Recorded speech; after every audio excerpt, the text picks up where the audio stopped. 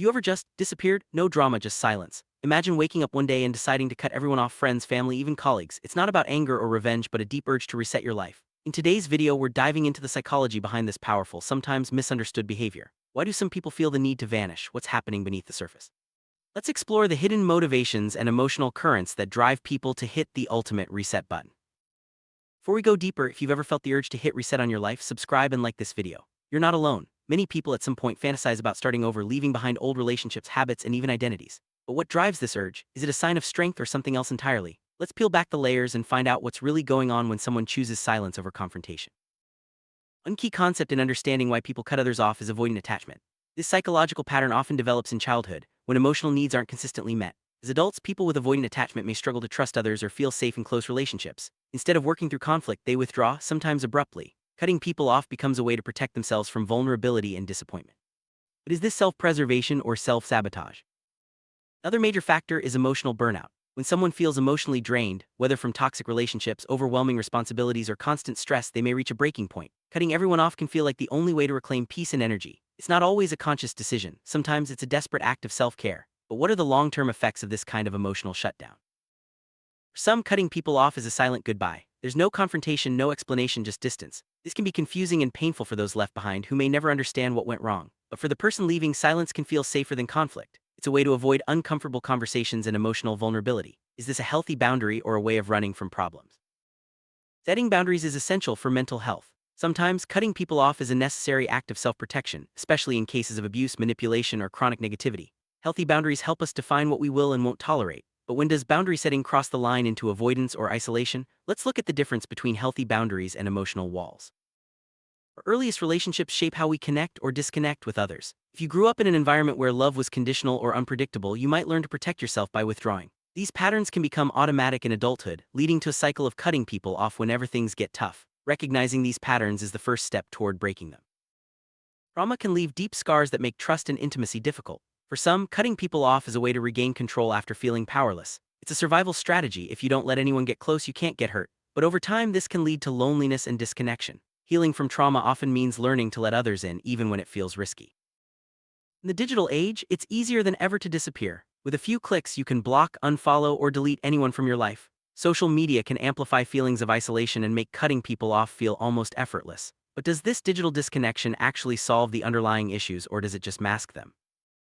Cutting people off can create a sense of control in a chaotic world. When life feels overwhelming, taking charge of your relationships might seem like the only way to regain balance. But true control comes from understanding your emotions and communicating your needs, not just shutting people out. Let's explore how to find real empowerment.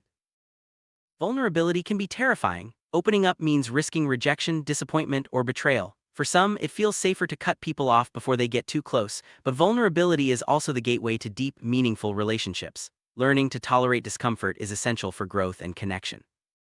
While cutting people off can bring temporary relief, it often leads to long-term loneliness. Humans are wired for connection. Isolation can increase stress, anxiety, and even physical health problems. The challenge is finding a balance between protecting yourself and staying open to new relationships.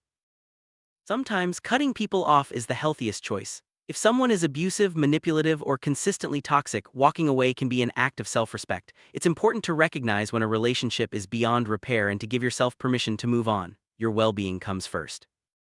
Cutting people off can trigger intense guilt, especially if you're used to putting others' needs before your own. You might worry about hurting someone or being judged as cold, but setting boundaries is not the same as being heartless. Guilt is a natural emotion, but it shouldn't dictate your choices. After cutting people off, there's often a period of reflection. You may question your decision, feel relief, or even regret. Rebuilding your life means understanding what you truly need from relationships and how to communicate those needs in the future. Growth comes from self-awareness and intentional choices.